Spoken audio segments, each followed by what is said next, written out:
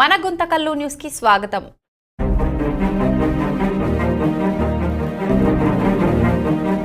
నమస్కారం. ఈ రోజు రాష్ట్ర వ్యాప్తంగా మనమందరూ కూడా వెంకటేశ్వర స్వామిని దర్శించుకునే ఆ కలియుగ వైకుంఠ స్వామి దర్శన కృప అంతా కూడా మనమందరి పైన ఉండాలని, మన జగన్మోహన్ రెడ్డి గారి పైన ఉండాలని కోరుకుంటూ మనం ఈ రోజు ప్రార్థన చేయడం జరిగింది. ఎందుకంటే ముఖ్యంగా మన రాష్ట్ర ముఖ్యమంత్రి అంటే కులాలకు మతాలకు అతీతంగా ప్రతి ఒక్కరు కూడా ఓటేసి మన ముఖ్యమంత్రిని గెలిపించుకున్నామంటే ఈ రోజు మన చంద్రబాబు నాయుడు అందరికి కూడా కులాల మతాల పైన కక్షలు పెంచుతూ అదే విధంగా కలియుగ వైకుంఠ వెంకటేశ్వర స్వామి ప్రసాదం అంటే ప్రతి ఒక్కరికి కూడా ఎంతో విశిష్టత కలిగి ఉండి ఆ వెంకటేశ్వర స్వామి ప్రసాదం అందుకోవాలని ఎంతో ఆశిస్తుంటారు. అదే విధంగా మన ముస్లింస్ అయితేనేమి, వేరే ఇతర మతాలు అయితే కూడా ఆ ప్రసాదాన్ని ఎంతో భక్తి శ్రద్ధలతో స్వీకరిస్తుంటారు. అలాంటి ప్రసాదాన్ని ఈరోజు మన చంద్రబాబు నాయుడు ఇలా జంతువుల కొవ్వు కలిపారని, నెయ్యిలో కల్తీ జరిగిందని రాష్ట్ర వ్యాప్తంగా ప్రకంపనలు సృష్టిస్తున్నాడు. ఇలాంటివన్నీ కూడా మానుకొని, ఎందుకంటే మీకు చాలా ఎంతో అనుభవం ఉన్న ముఖ్యమంత్రి గారు, మీరు ఇప్పటికీ 100 రోజుల ప్రోగ్రాం జరుపుతున్నారు. ఆ 100 రోజుల ప్రోగ్రామ్ లో జనాల్లోకి పోయినప్పుడు ఏం చేసినారని ప్రతి ఒక్కరు కూడా అడుగుతున్నారు. ఆ 100 రోజుల్లో మాకేం లబ్ధి పొందినాం మేము, అదే మనకి ముఖ్యమంత్రి జగన్మోహన్ రెడ్డి గారు ఉన్నప్పుడు ఎన్నో పథకాలు కూడా రావడం జరుగుతుంది. ఈ 90 రోజులైనా కూడా ఒక్క పథకం కూడా రాలేదు. జనాలంతా ఎంతో ఆశగా ఎదురు చూస్తున్నారు. అదే విధంగా ఏదో తొలిటికలన్నీ చేసుకొని మీరు ముఖ్యమంత్రి అయినారు. ప్రజల్లో అయితే ఇప్పటికి కూడా మన జగన్మోహన్ రెడ్డి గారి పైన ఎంతో ప్రేమ ఉంది వాళ్ళకి. ఇప్పుడు ఎలక్షన్లు పెట్టినా కూడా మరి మనకి జగన్మోహన్ రెడ్డి గారిని గెలిపించుకోవాలని ప్రతి ఒక్కరు కూడా ఆలోచిస్తున్నారు. ఇంత సీనియర్ నాయకుడైన చంద్రబాబు నాయుడు ఇలాంటి వాదనలన్నీ మానుకొని మంచి అభివృద్ధి కోసం జనాలకి మంచి జరగాలని, మంచి చేయాలని కోరుకుంటూ ఈ అవకాశం ఇచ్చినందరికీ ధన్యవాదాలు తెలియజేస్తాను. అందరికీ నమస్కారం. ఈరోజు జగన్మోహన్ రెడ్డి గారి ఆదేశాల మేరకు మరి తిరుపతి లడ్డు ప్రసాదం పైన, పవిత్రమైన లడ్డు ప్రసాదం పైన వచ్చిన వివాదం గురించి ఈరోజు మరి ప్రత్యేకించి పూజలు చేయడం జరిగింది. ఎందుకంటే ఈరోజు పచ్చకామర్లు వచ్చిన వాడికి లోకమంతా పచ్చగా కనిపించినట్టు ఈ కూటమి కల్తీ నాయకులందరికీ కూడా ప్రతి దాంట్లోనూ కల్తీ కనిపించడం అనేది సర్వసాధారణం.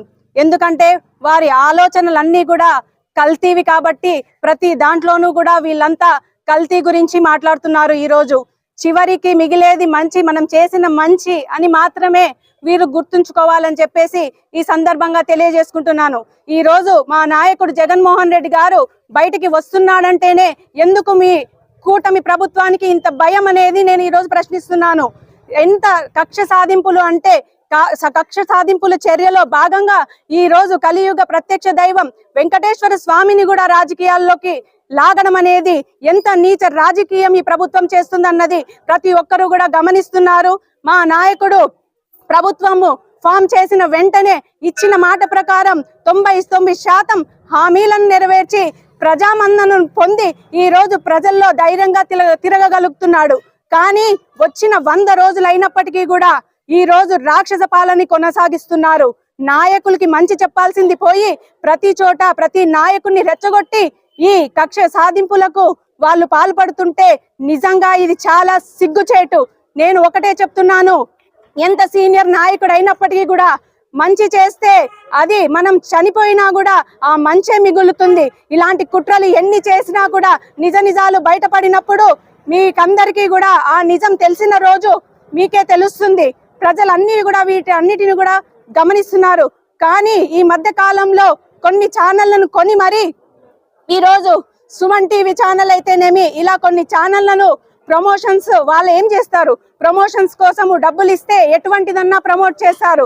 ఈ రోజు మరి తిరుపతికి వచ్చిన భక్తాదులతో ఇలా కల్తీ అయ్యింది, ఫస్ట్ లో క్వాలిటీ బాగుండింది, ఇప్పుడు క్వాలిటీ బాగలేదు అని ప్రత్యేకించి దగ్గరుండి చెప్పించి మరి ప్రమోషన్స్ కి మరి టీవీ వాళ్ళని వాళ్ళు వాడుకుంటున్నారు. వీళ్ళు కూడా నిజాలను తెలియకుండా నిజమే అన్నట్టుగా ఈ ప్రచారాలన్నీ కూడా చేస్తున్నారు.